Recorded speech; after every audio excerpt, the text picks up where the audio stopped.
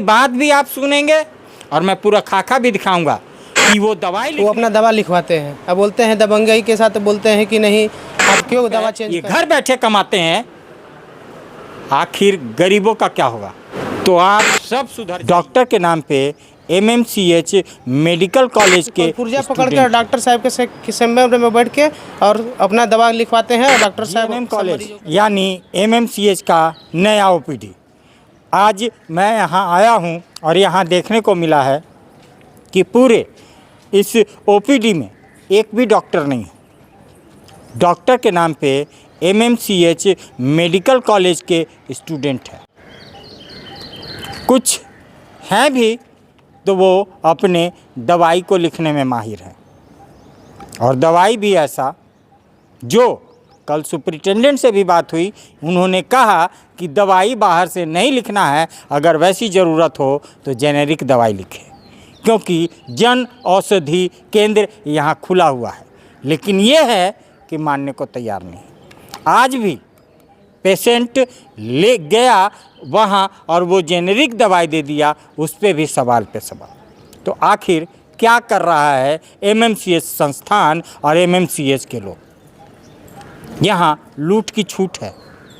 मैं अगर आपको बताऊंगा तो आपके पैर तले ज़मीन खिसक जाएंगे।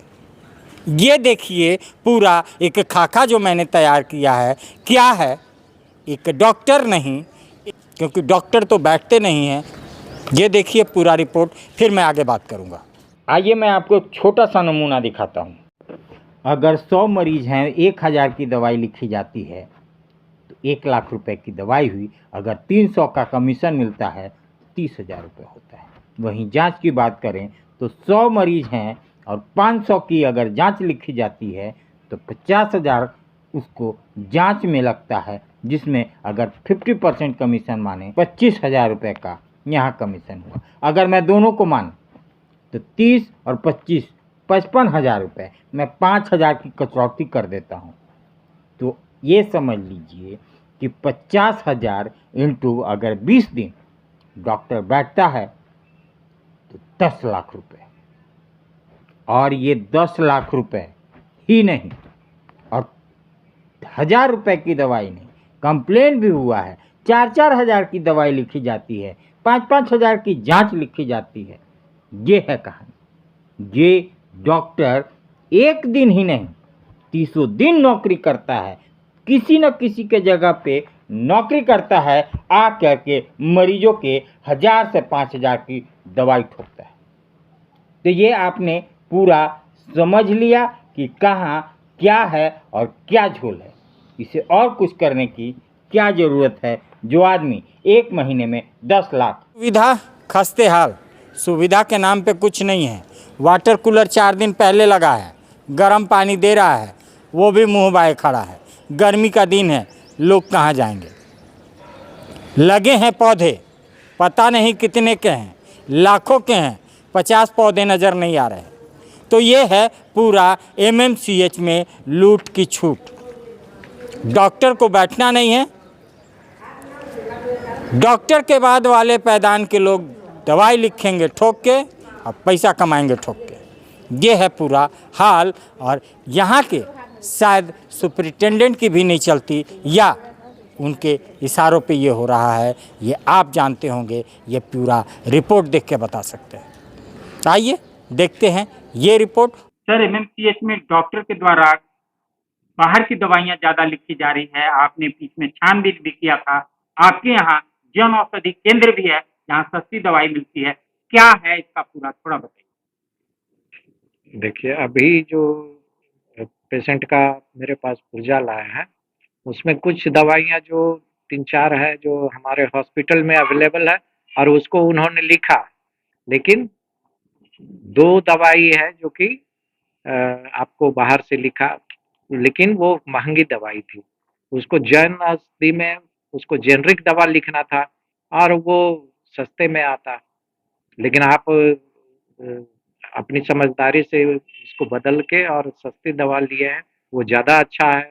तो हम पेशेंट जागरूक रहने से डॉक्टर यदि मान लीजिए कि वो ऐसा लिख भी देता है तो हम लोग जेनरिक दवा में जाके, और उसी का सब्स्टिट्यूट यदि हल्के दाम में ले लेंगे वही फायदा करेगा, और वही सबसे जरूरी चीज भी है। क्या कहना चाहेंगे डॉक्टर को, बाहर की दवा ना लिख के जेनेरिक दवा लिख? अब सरकार का नियम बना हुआ है कि प्रिस्क्रिप्शन में जेनरिक दवा ही डॉक्टर को लिखना है। यदि ये इस तरह से कहते हैं, हम लोगों ने यहाँ से ऑर्डर निकाला है कि आपको जेनरिक दवा ही लिखना है प्रिस्क्रिप्शन में, लेकिन कभी कभी गलती करते हैं, तो आप उनको हम बुला के और उन पे कार्रवाई करेंगे। और चलते हैं उस जेनेरिक दुकान पे कि वहाँ का क्या हाल है। ये मातृ शिशु वार्ड है और यहाँ जैसा कि मैं दिखाना चाहूँगा, जन औषधि केंद्र, नरेंद्र मोदी की एक योजना, गरीबों के उन हक की दवाई उन तक पहुँचे। आइए यहाँ का क्या हाल है, क्योंकि मैं जो चीज़ें बताना चाह रहा हूँ, इसी जन औषधि केंद्र से वो महिला दवाई लेके गई थी, लेकिन वो डॉक्टर साहब उसकी फ़ोटो खींचते हैं और उसके बाद कहते हैं कि हम दुकान की कंप्लेंट करेंगे। तो डॉक्टर साहब, हिंदी में समझ लीजिए, आप इस जन औषधि केंद्र की क्या कंप्लेंट करेंगे जो भारत सरकार के द्वारा गरीबों के हित में दवा चलाई जा रही है। मैं उन हर मरीजों को कहना चाहता हूं कि आप अगर MMCH या कहीं भी अपनी इलाज करवाते हैं तो एक बार इस जन औषधि केंद्र पे ज़रूर आएँ, क्योंकि 400 की दवाई आपको 40 रुपए में मिलती है। ये भारत सरकार के द्वारा दिया जाता है, उसी मॉलिक्यूल और उसी। तो आप इसको थोड़ा, जो भी इस खबर को देखेंगे उस जागरूक करेंगे, लोगों को बताएंगे। आइए क्या दिक्कत है, क्योंकि कल के बाद आज भी दिक्कत आई है। क्या है पूरा मामला जो आज भी कोई मरीज आया था आपके पास? एक महिला मरीज आई थी, वो 8 तारीख को दिखाई थी, ठीक ना। तो एक MR है, वो अपना दवा लिखवाते हैं। अब बोलते हैं दबंगई के साथ, बोलते हैं कि नहीं आप क्यों दवा चेंज कर दिए।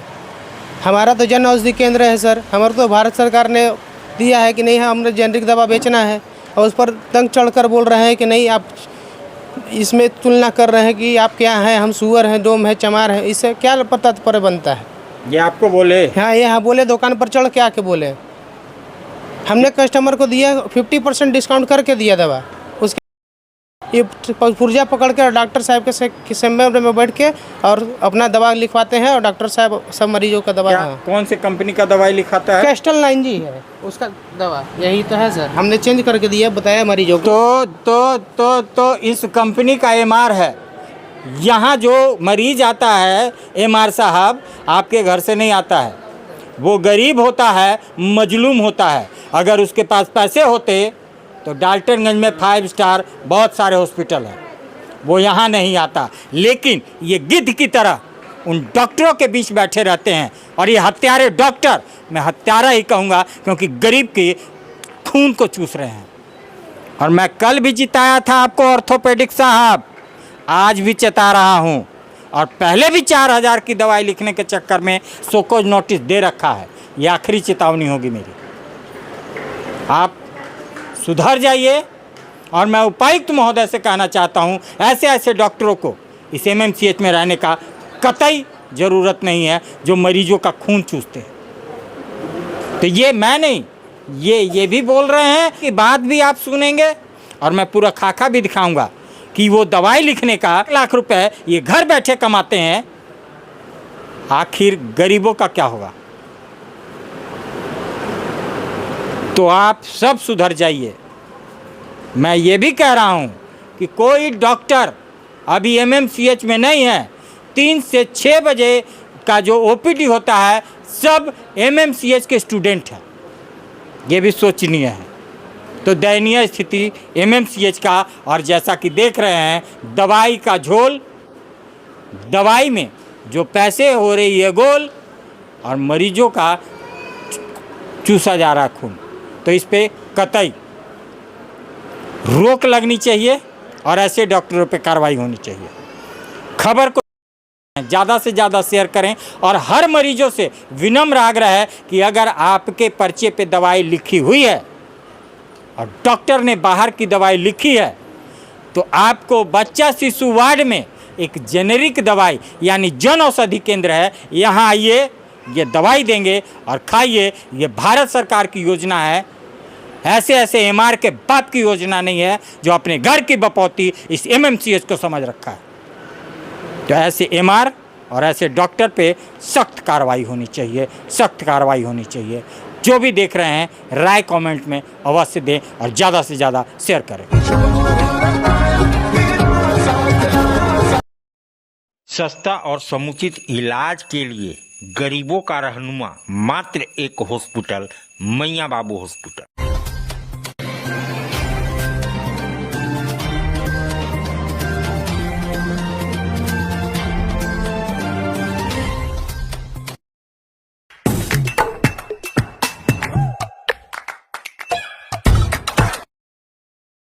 आज आप दिल्ली दरबार आए हैं। दिल्ली दरबार अपने आप में पूरे डाल्टनगंज को समेटने के लिए तैयार है, क्योंकि गांधी उद्यान पार्क में दिल्ली दरबार जब से आया है रौनक बढ़ गई है।